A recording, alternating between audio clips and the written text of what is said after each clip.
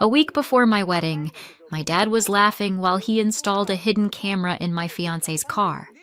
2 days later, I hit play and blew up my own life in one evening. Sometimes I think it wasn't me who canceled that wedding. It was a little black box under the dashboard. My name is Natalie. I'm 31. I live just outside Houston, in a studio my parents bought for us to start family life in. There is no family. The studio went to me and my anxiety. My parents are Elaine and Michael Harrington. My dad is that guy who started with a used pickup and a couple of warehouse contacts and now owns a logistics company, trucks, containers, rail shipments. My mom is a retired one-woman band who now boils strawberry jam in the backyard while running the company's marketing on her laptop. We also have a Saint Bernard named Duke who is genuinely convinced he's their third child and that the deed to the house is in his name. I was raised on the classic American dream template. Good school, decent college, no early pregnancy, no criminal record, please and thank you. My mom used to say, "You can do whatever you want, with a degree, a ring, and health insurance." My dad would add, "And a prenup," and laugh. Only I knew he was about half kidding. Before Brandon, I had 3 almost serious relationships that could be turned into a handbook called How Not To.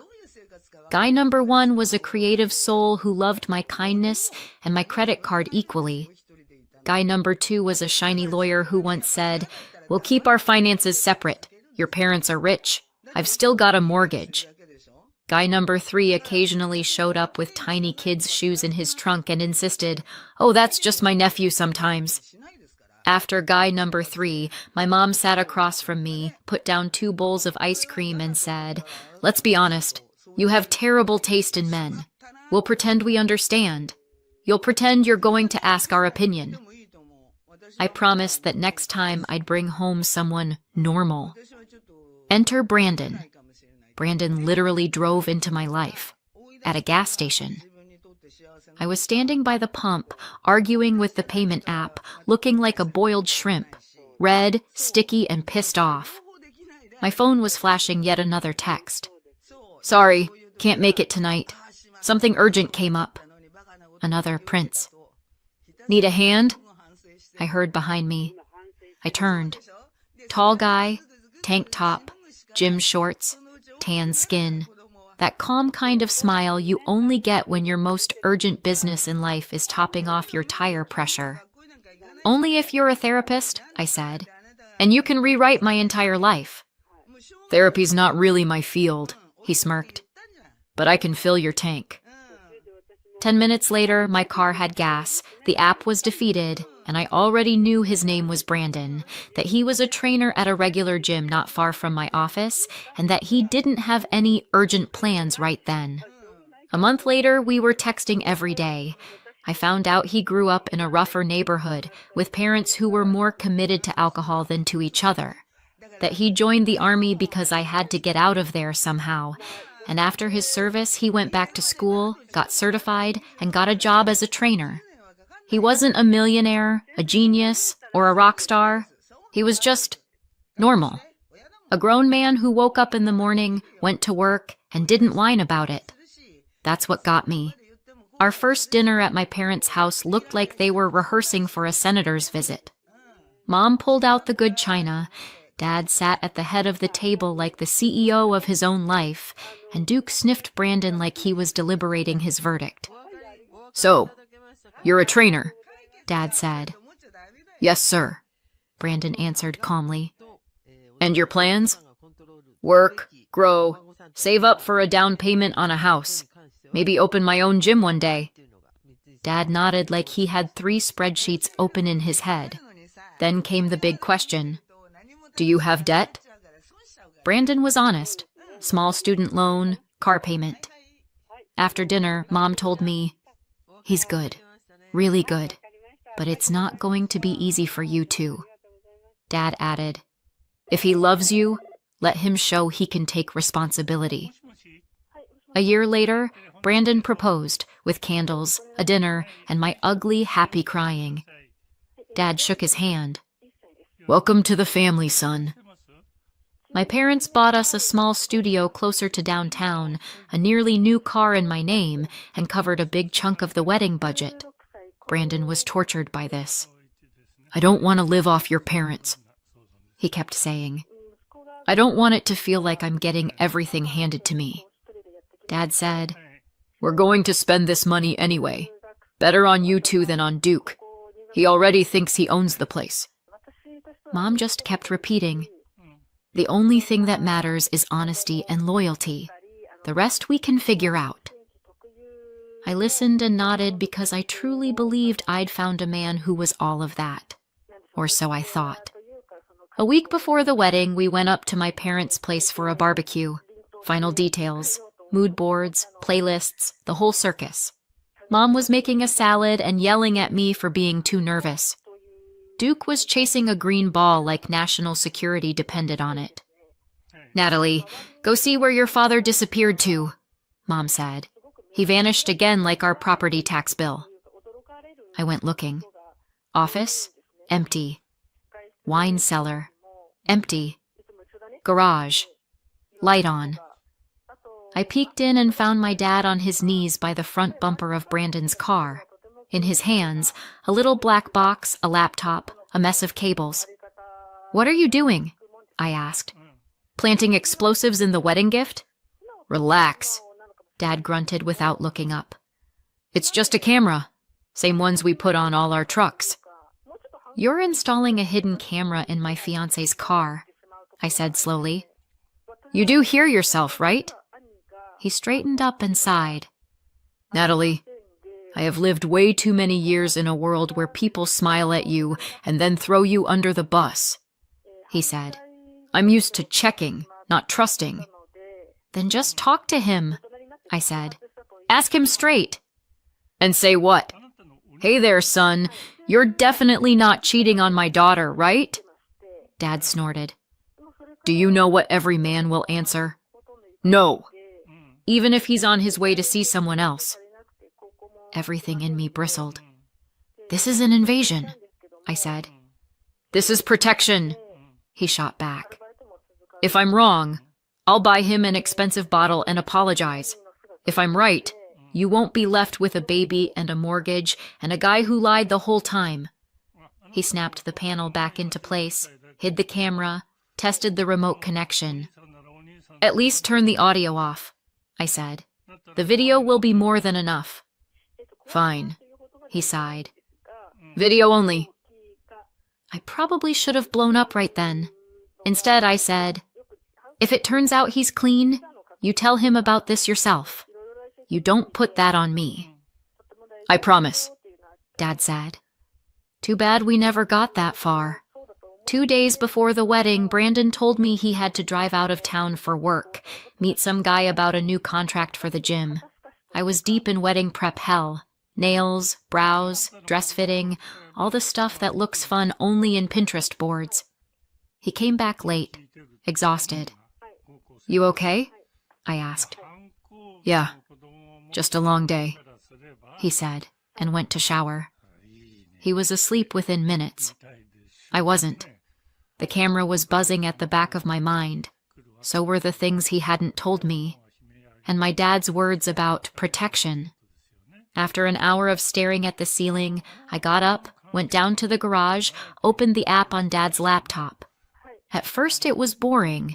Free therapy for an anxious bride. Highway, traffic, gas station. Brandon singing along to the radio. I almost closed the laptop and told myself to grow up. Then I saw the sign. 1-story buildings, ramps, people in wheelchairs. A nurse came out with a young woman in a chair. Thin, drowned in an oversized gray hoodie. Brandon practically jumped out of the car, grinned at her, scooped her up like she was made of glass, moved her to the passenger seat, buckled her in carefully. They pulled out onto the road. Fields, tree lines, some ancient gas station, a lake, a picnic area. Brandon spread out a blanket, carried her out, sat her down, unpacked food, juice. The camera was at a slight angle, but I could see enough. They were laughing. He brushed her hair back. She leaned her head on his shoulder. Then they laid down on the blanket. She rested her head on his chest. He wrapped his arm around her. Something inside me just snapped. On the drive back to the center, the window must have been cracked, and even with the audio off, the mic caught a few lines. "Brandon, I'm scared." Her voice.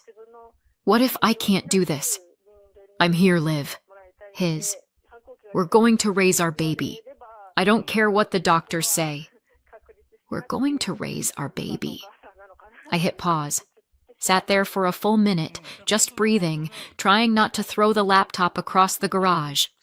My fiancé, the man I was supposed to stand next to in church in 48 hours, was taking some woman out of a long-term care facility and promising to raise their baby. I finished the video. He carried her back in his arms. The nurse nodded at him like they were old friends. He sat in the car for a moment, forehead on the steering wheel, then started the engine and left. The file ended. So did my old life, pretty much. I went back upstairs, flipped the light on. Brandon stirred. "Natalie?" I dropped the laptop on the bed next to him. "Watch this," I said. "Rehearsal for your future family life." He watched. I watched his face. He tensed at the Green Oaks sign, turned pale at the picnic, closed his eyes at our baby. "What is this?" he asked quietly. "A camera," I said. "My dad's. In your car." He was silent for a few seconds. "So you and your dad decided to spy on me?" "We decided to find out the truth," I snapped. "You decided to build a second family." "That's not what's happening," he said. Classic line. "Really?" I laughed. "You drive out to a long-term care center, pick up a woman everyone there clearly knows you with, lie on a blanket with her, and promise to raise a baby. How else am I supposed to see it?" He rubbed his face. "She's my sister," Brandon said. "Nat, give me a minute. I'll explain everything." "Your sister, sure." I cut him off. "And the baby is also magically your sister's. And you're just... what? A saint?" I wasn't listening. At that point, I was pure anger in leggings. Brandon looked at me for a long moment. "I can see you've already decided," he said quietly. "It doesn't matter what I say. You're going to believe whatever the video tells you." He stood up, opened the closet, started packing. "You're seriously just gonna walk out?" I asked. "You're not even going to try?" "I am trying," he said, not looking back. "Trying to talk to someone who throws a recording in my face but doesn't ask a single question." He grabbed a bag, his wallet, his keys. "There's not going to be a wedding," I said. "I got that." He nodded. The door shut behind him, and that was it. My future husband turned back into just a guy with a backpack walking out of my life. The next day, I called everyone who needed calling. Restaurant, church, florist, photographer, saying, "The wedding is canceled 20 times in a row" is a very specific form of torture. I told my mom, "He cheated on me." She cried, hugged me, kept saying it was for the best. I handed my dad the camera. He watched the recording, came back, braced his hands on the table, and only asked, "Are you sure you want to call everything off?" "It's already done," I said. He nodded. Looked less like the guy who'd caught the bastard, and more like a man who'd dug for oil and found a toxic waste dump underneath. Brandon didn't text, didn't call, didn't try to explain. At the time, I called it cowardice. Now, it's not that simple. I moved back into our studio, alone. Everything in that apartment screamed that there should be two of us. 2 Mr. and Mrs. Muggs, 2 toothbrushes, half a closet sitting empty and judging me. My friends split into 2 camps. Team 1, better now than after 2 kids. Team 2, what a jerk, not even trying to talk. I agreed with both teams, depending on the day. I changed my route to avoid driving past his gym. Didn't look at his socials, first out of principle, then out of sheer fear. Once, in a grocery store parking lot, I almost ran into him. I saw his back, his walk, a stroller next to him.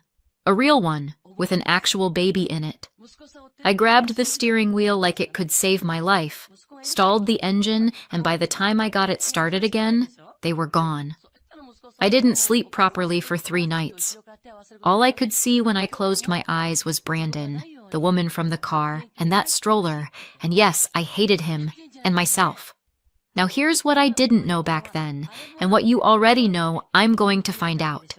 Brandon spent his whole life believing he was an only child. Until one night, an old neighbor lady, in the middle of his parents' drunken argument, asked his mom, "How's your little girl doing? The one in that place?"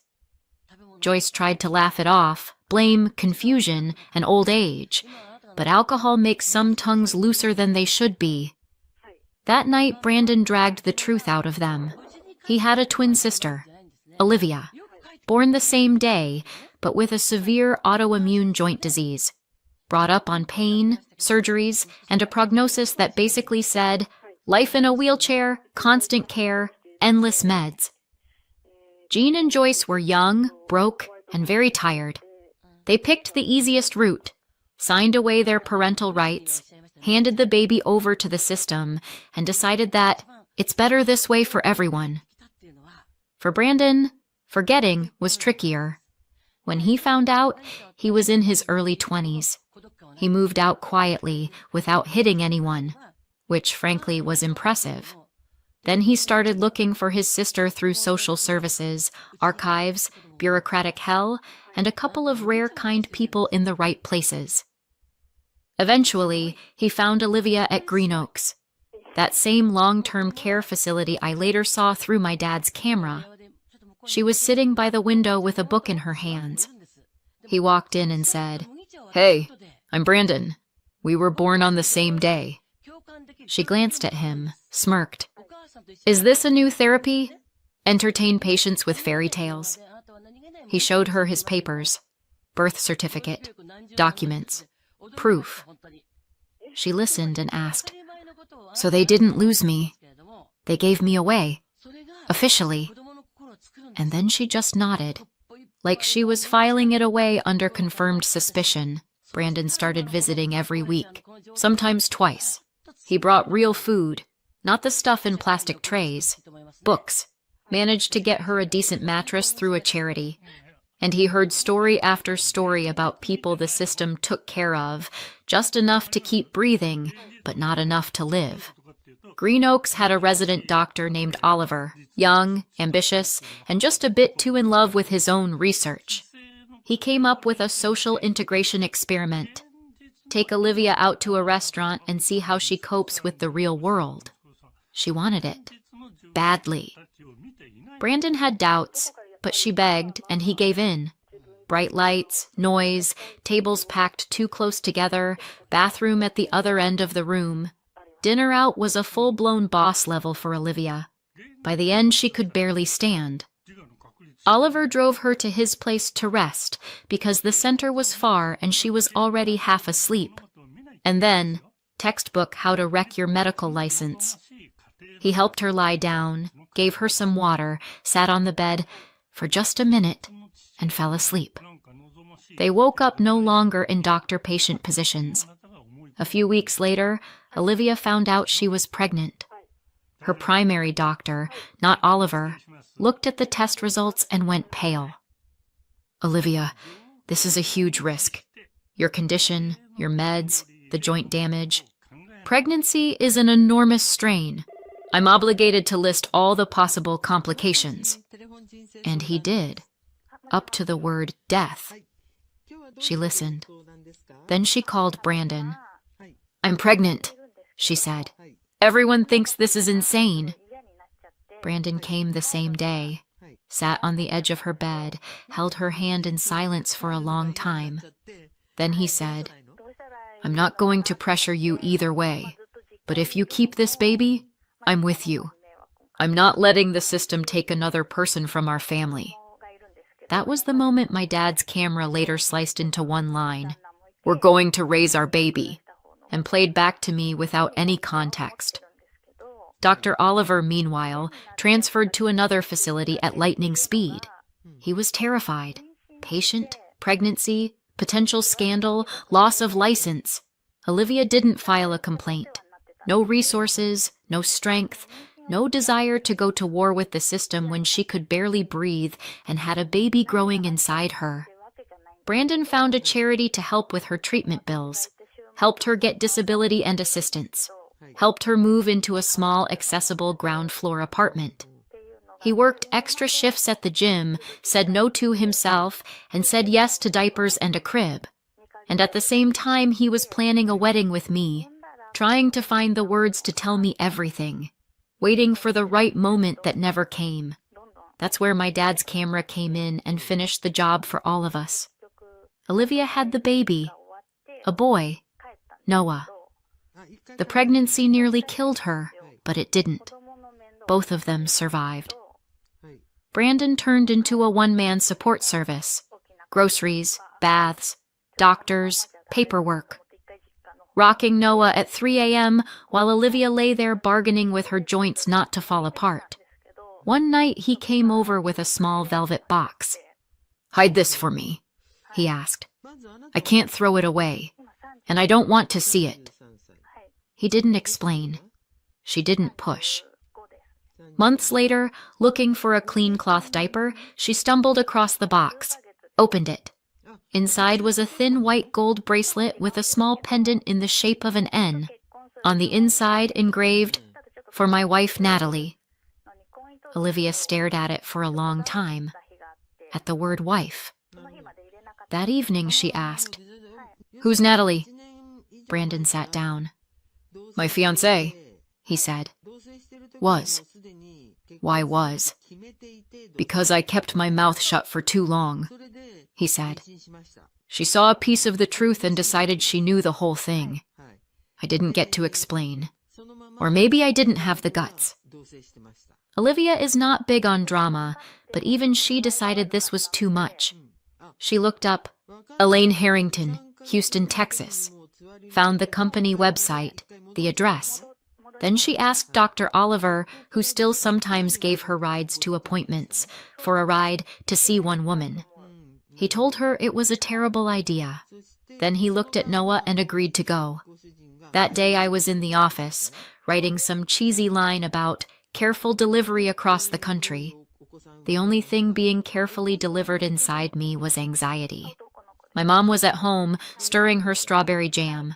Duke was guarding the pot from the local gang of crows. The gate buzzer rang. On the driveway, a car pulled up. At the wheel, a guy in a wrinkled doctor's coat. In the passenger seat, a woman in a wheelchair with a baby on her lap. Duke flew over, barking and trying to climb into her lap. "Duke, down!" Mom yelled. "It's okay," the woman smiled. "I'm used to pushy men." "Are you Elaine Harrington?" she asked. "Natalie's mom?" "Yes," Mom said slowly. "And you are?"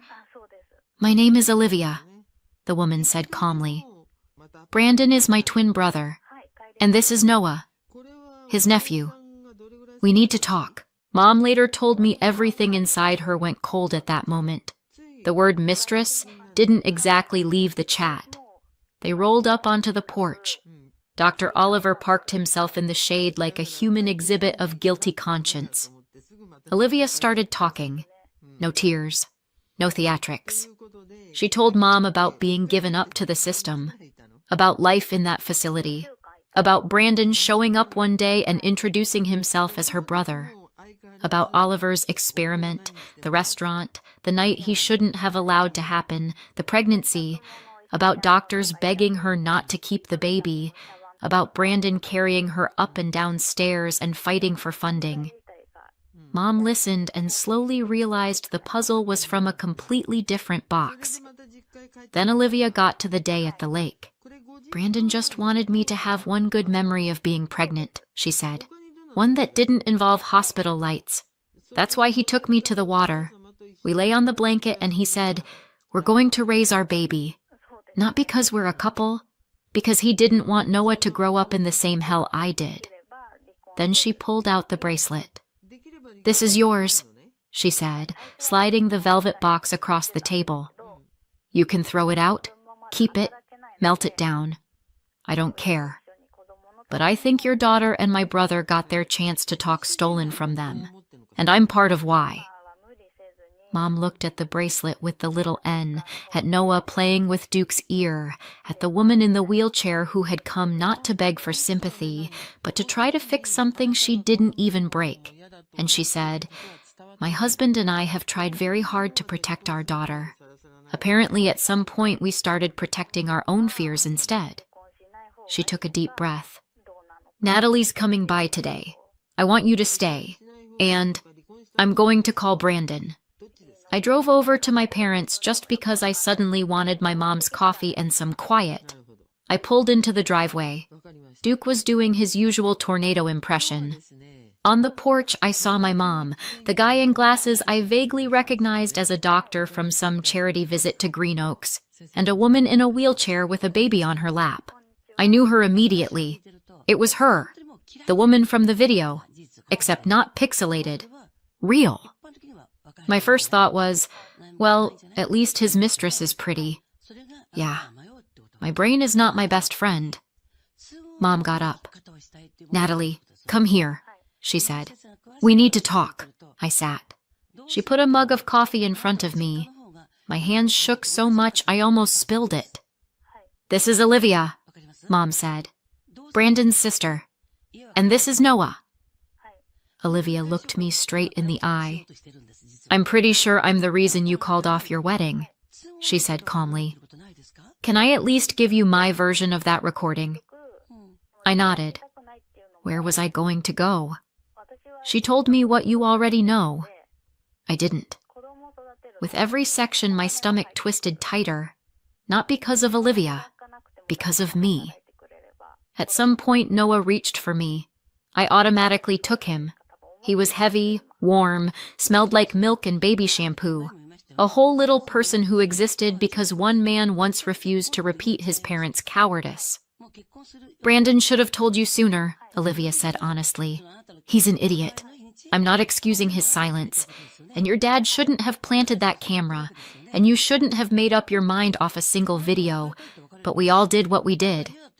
And I shouldn't have tried to control everything with gadgets," Mom added quietly. "Or pushed you with my fear."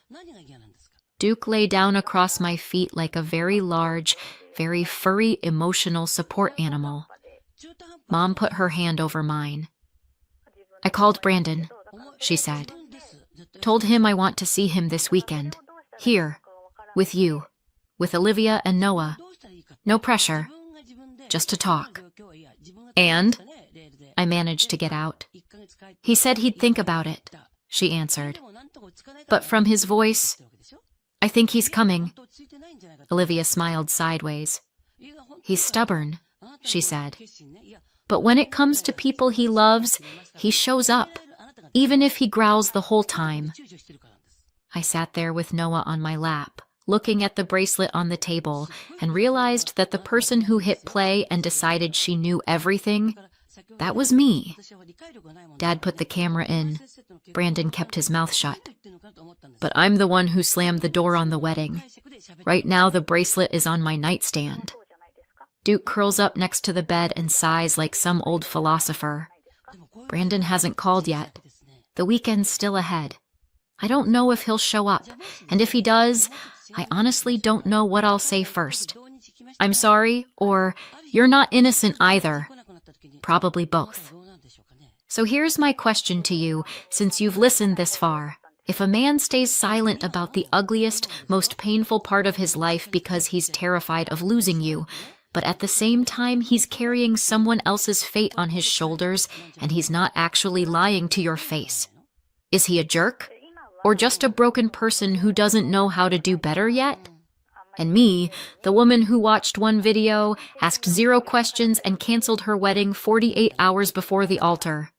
Did I destroy everything beyond repair? Or is there still something here that can be put back together? What would you do in my place? Give this story a second chance, or close the laptop, walk away, and build a life where there's no Brandon at all. Let me know in the comments and subscribe for more. My daughter was absolutely sure her dad died in Alaska. Then, on her very first real vacation by the ocean, she pointed at a very alive man at our boarding gate and calmly said, "Mom, look, that's Dad. My name's Emily. I'm 35. I live in the States, and officially I'm a widow. In reality, I'm that person who finds herself arguing with an 8-year-old about whether the dead man in front of us is actually dead. There's this guy standing by the gate for our flight to Miami. Baseball cap, sunglasses, broad shoulders. Next to him, a perfectly put-together blonde in her mid-20s who looks like she's already tired of the entire planet. He says something. She rolls her eyes. His profile. The way he shifts his weight. The way his hand cuts the air when he talks. My stomach drops like an elevator with cut cables, and I clamp down on my suitcase handle. "Danny," I say as evenly as I can. "Dad died. You know that." "I know," she shrugs. "But that's him.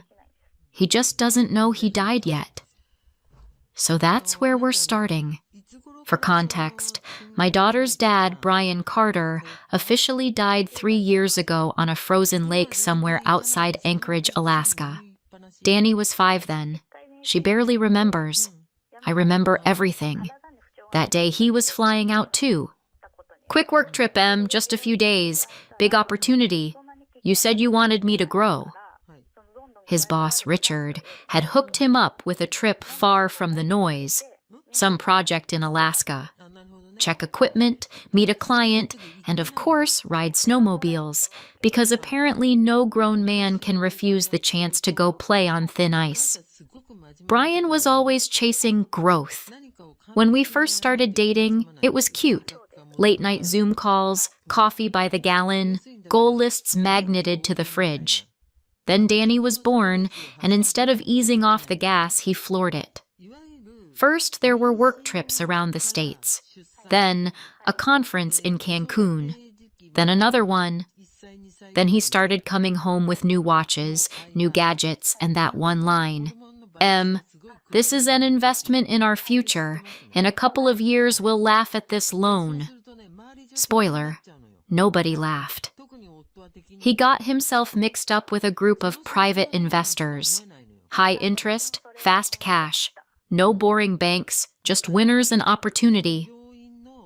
A year later, opportunity showed up at our door in the form of 2 very polite men who made it clear the money needed to come back, preferably yesterday. I didn't know then that he owed them more than our house was worth. Brian decided not to burden me with that info, but when they really tightened the screws, he went to the police. "They said it's a civil matter," he told me later, in that hotel bar in Miami, holding his glass like it was the only solid thing in his life. Like a dispute between adults. Call 911 when they're actually killing you. But we're not in that bar yet. After that Alaska trip, it was Richard who called me. His voice had that tone people use when they talk about highway crashes. "Emily, there was an accident. Snowmobile. Ice. Search and rescue. They never found the body, but everyone understands." I don't remember how I ended up on the floor. I just remember Danny walking around me asking, "Mom, is Dad still in another country?" Then came the paperwork, the condolences, a small life insurance payout, and eventually an official death certificate. Police, search and rescue, all those serious people said the same thing. The chance of surviving that environment is basically 0. And I believed them, because the alternative was worse, believing he was alive and simply choosing not to come back. For 3 years, I lived like someone had hit mute on my house. Work, preschool, now elementary school, bills, no vacations, no dates, no girls' nights. Just me and Danny and this heavy, quiet grief that sat between us at the dinner table. I told her that her dad was a guy who explored new places, and one day, one of those places turned out to be stronger than him. Beautiful little legend, right up until your explorer shows up at your boarding gate to Miami. On the plane, he's 2 rows ahead of us. Danny gets her sad plastic apple juice and leans over. "Mom, it's him. Look how he holds his head." I look. I keep talking myself down. This guy has a different cap, different phone, a tattoo on his wrist Brian never had. "It's just somebody who looks like him," I say. That happens. Danny sighs, buries her face in her stuffed shark, and lets it go. Temporarily. I don't. I stare at the back of his seat for an hour and a half and think about how death is apparently not the most reliable thing in this world. Miami meets us with humid heat, palm trees, and lines everywhere. The classic American vacation circus. Kids high on sugar, adults high on margaritas, everyone one minor inconvenience away from snapping. We get to the hotel, join the line at the front desk, Danny's half asleep on my shoulder, and then I hear it. "Are you kidding me, Brittany? You knew this was a family resort." I can't see him, just the sound. Calm, tired, with that familiar, I'm about to lose it but still pretending I won't, edge. That's exactly how Brian sounded when 3-year-old Danny announced that broccoli was deadly poison. A blonde, Brittany apparently, comes flying out from behind a column and hisses, loud enough for half the lobby to hear. "You said ocean view, Brian. This is a zoo." He steps out after her. A kid runs past. He turns his head to keep from stepping on him, and that's when I see it. The face. No cap, no glasses, the same small mole on his cheek, the same jawline I've kissed more times than I can count. I don't have maybe anymore. I have one clear fact. My dead husband is standing in the lobby, arguing with his new girlfriend, and he looks very not drowned. I do the only logical thing. I turn away and pretend to be deeply fascinated by the rack of discount excursion brochures. I nearly don't sleep that night. Danny passed out 40 minutes into some cartoon about dolphins. I stare at the ceiling and run through 2 scenarios. Scenario A. It wasn't him. I've lost my mind, which, to be fair, is not shocking after 3 years of grief. I relax, eat hotel breakfast, swim, and we just have a plain, normal first vacation. We go home with a couple hundred photos and that's it. Roll credits. Scenario B. It was him. Brian. Alive, tan, with Brittany, who has no idea her boyfriend is legally dead. Then I have to decide. Do I pretend I never saw him, go back to my dead husband version of reality? Or do I step straight into his new life and ask one simple question? Seriously, Brian? Scenario A sounds calmer and a lot more cowardly, and I am very, very tired of being cowardly for both of us. The next day, the universe decides for me. Danny and I are on the beach. She's building a sandcastle. I'm pretending to read while actually scanning every male silhouette within 100 yards. The music by the pool cuts off mid-song. Then, "Is there a doctor here? Somebody call 911. I look up. Crowd by the pool. Hand waving. A woman screaming. Brittany. Danny clutches my hand. "Mom, it's Dad." I don't think. I run. There's a man on the tiles by the pool, his cap's off, sunglasses on the ground. He's white as the concrete, breathing in short little gasps. Brittany is full-on hysterical, and the teenage lifeguard looks like he's about to pass out himself. Apparently, my body remembers my basic first aid course better than I do. "Back up," I hear myself say. "Give him some space." I drop to my knees. Pulse. There. Fast. Breathing. Shallow. Eyes. Closed. Smell. Hotel sunscreen and too much alcohol. "Brian," I whisper, not even sure I'm saying it out loud. "If you die on me a second time, I swear to God I'll kill you myself." His eyes snap open. We just stare at each other. In his face I see pain, panic, and something like, of course this is happening today. "Emily," he exhales. "You know her?" Brittany instantly rounds on me. "Who is she?" I would love to say, "His wife, Brittany. The actual one.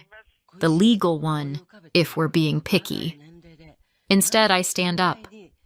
"I just helped," I tell her, then to the lifeguard, in normal, steady English. "Did you call 911? He nods, wide-eyed. I walk away while Brian is still lying there, watching me leave. He finds me that night. Danny is out cold upstairs with a cartoon humming in the background. I go down to the hotel bar just to be not mom for 15 minutes. I pick a corner table, order club soda with lime, and try to pretend my life is not a soap opera. I'd know that voice if he talked to me from another continent. I look up. Standing there is Brian Walker, his new legal name. But under that, it's still Brian Carter, just with deeper lines on his face and a damaged liver. He sits across from me without asking. "You okay?" I ask first, because it's both the dumbest and the politest thing you can say to a man who faked his own death and then almost passed out by the pool. Yeah. Heat, alcohol, and guilt all at once." He rasps out a laugh. He trails off, staring past me. "You're alive," I say. That's already an achievement. We sit in silence for a minute. Someone behind me orders a margarita pitcher. Baseball plays on the TV above the bar. Totally normal American vacation night, if you ignore the part where I'm talking to my dead husband. "How long have you known?" he finally asks. What a question. "That you're alive?" I echo. "Since you opened your eyes by the pool and said my name. Slightly before that, I had suspicions." He gives a crooked smile. "I deserve that." "You have no idea how much," I say. "Okay, let's do this." I put my hands flat on the table. "You get one shot to explain what the hell happened in Alaska." He nods, takes a sip of his water like it's whiskey. "Okay. Remember those guys I borrowed money from?" I remember. Back then, he called them private investors. Now he's more honest. "Loan sharks," he says. "No normal bank would touch me anymore. I'd screwed up a couple deals, and they did not care about my feelings. The amount kept growing like dough in the oven. They started showing up at the office, calling, hinting at things. I went to the police. They said, civil matter." I finish for him. I know that line way too well. "It's a civil matter, sir. Call 911 if they actually threaten you." "Yeah." He nods. "And I believed that if I stayed, they'd eventually find me in an alley somewhere. And you..." His hands clench. "You two would be next." "So your best idea was to drown?" I ask. "Not pay. Not get a lawyer. Not tell your wife. Just disappear into a snowstorm?" "It wasn't..." He stumbles. "It wasn't that simple, Em. Richard." He suggested the trip to Alaska. said, "Take a break, clear your head." There was a real client. I went. He stares off somewhere over my shoulder. There was this frozen lake. They offered to go out on snowmobiles, and I realized I had an out. They stayed by the lodge.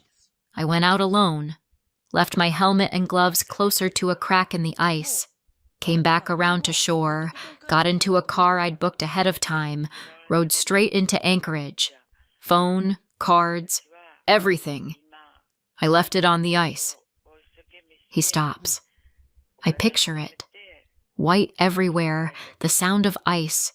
My husband deciding it's easier to die on paper than admit to me he's in over his head with criminals. Search and rescue found the snowmobile. He says quietly. Broken ice. My stuff. Richard called you. He shuts his eyes for a second. I sat in a crappy motel, watched the news, and listened to everyone talk like I was basically gone. But you weren't, I say. You were very much not gone. For 3 whole years. Just not where your daughter and I were. He nods.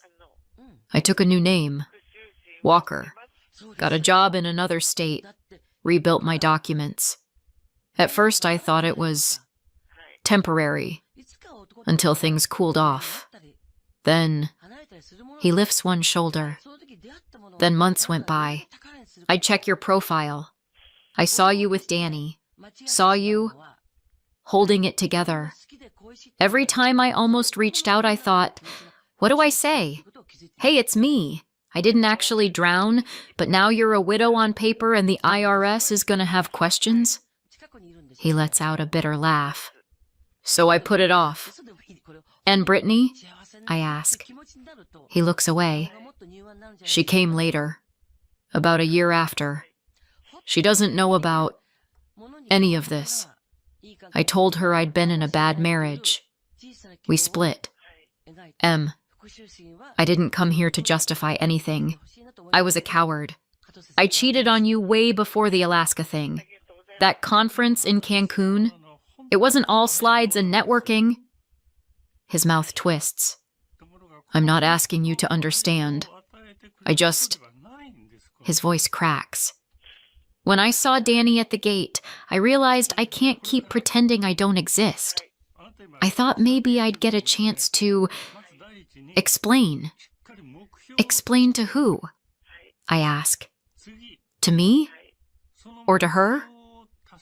He's quiet for a long time. To Danny, he finally says.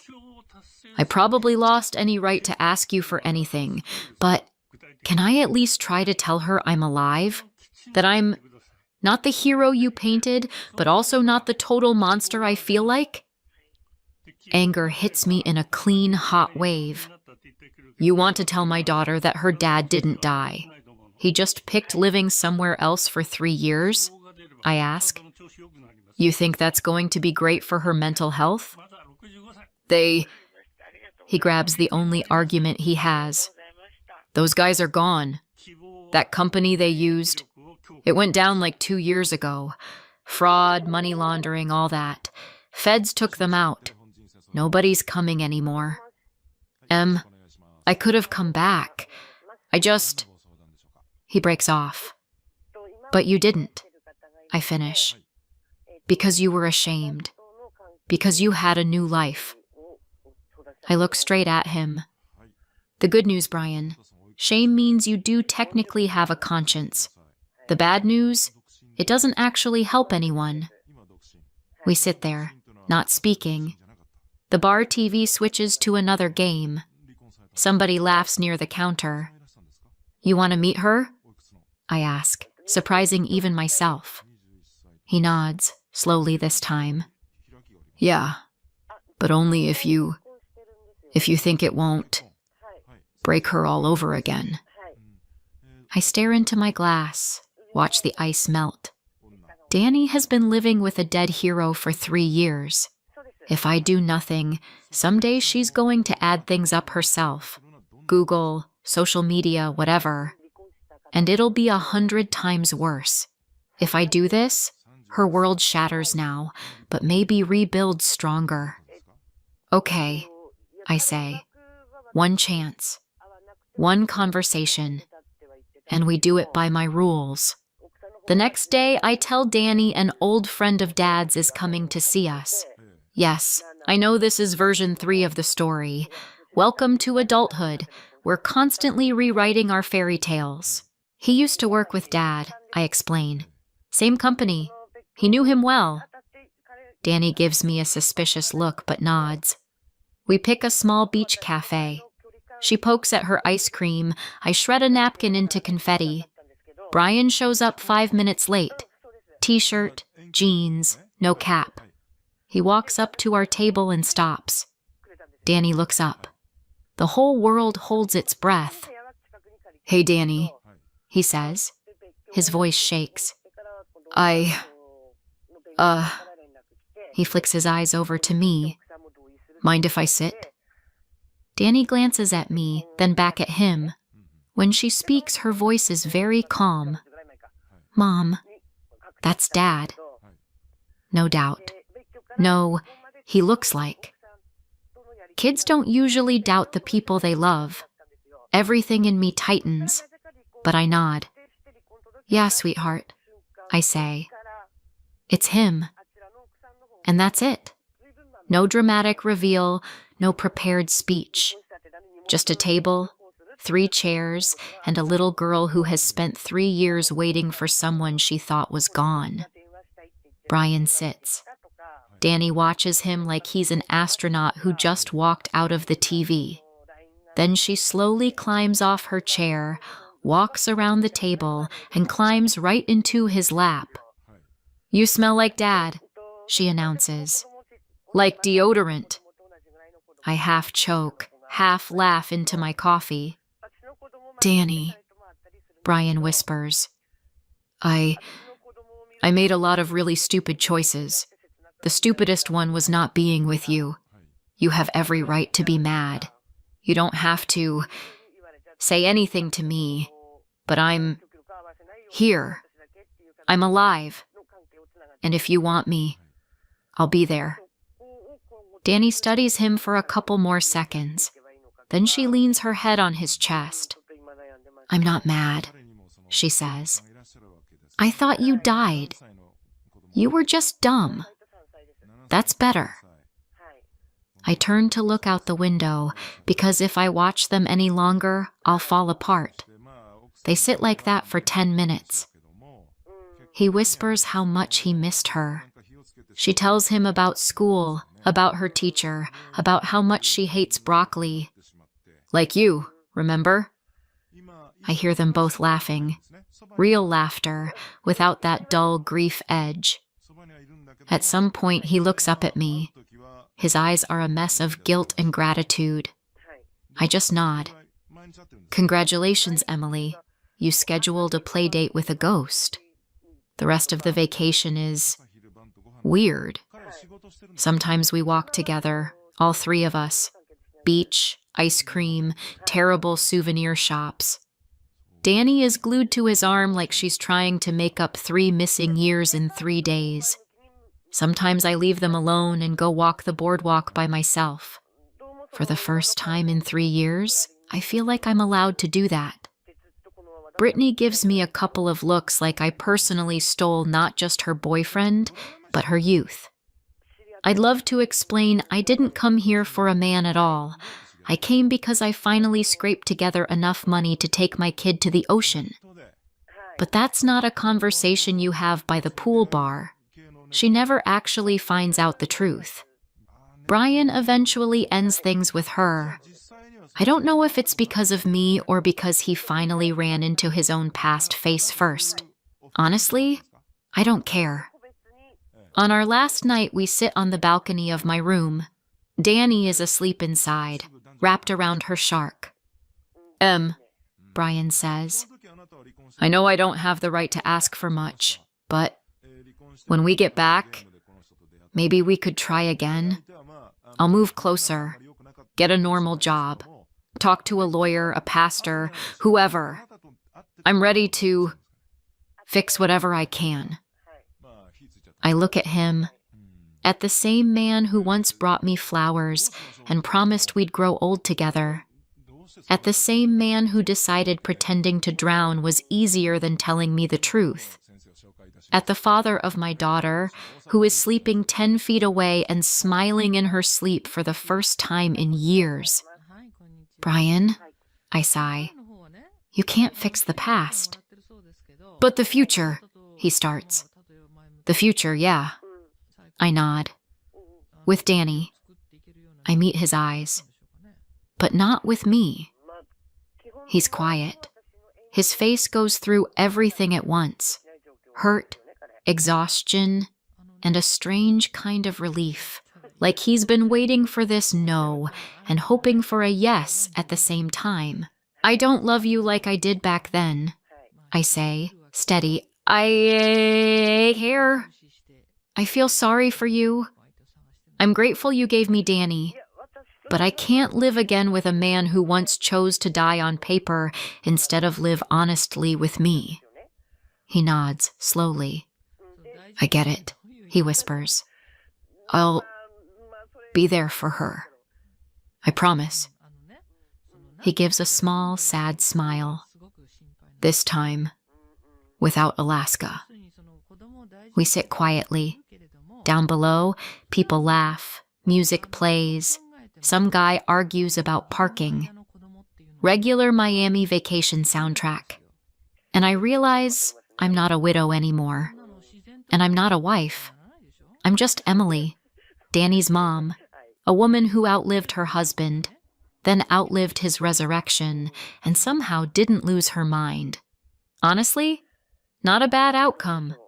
About a month after we get home, Brian moves to our city, rents an apartment not far from us, gets a normal job, finds an attorney to untangle the legal nightmare of his death. I don't handle any of that. I have my own to-do list.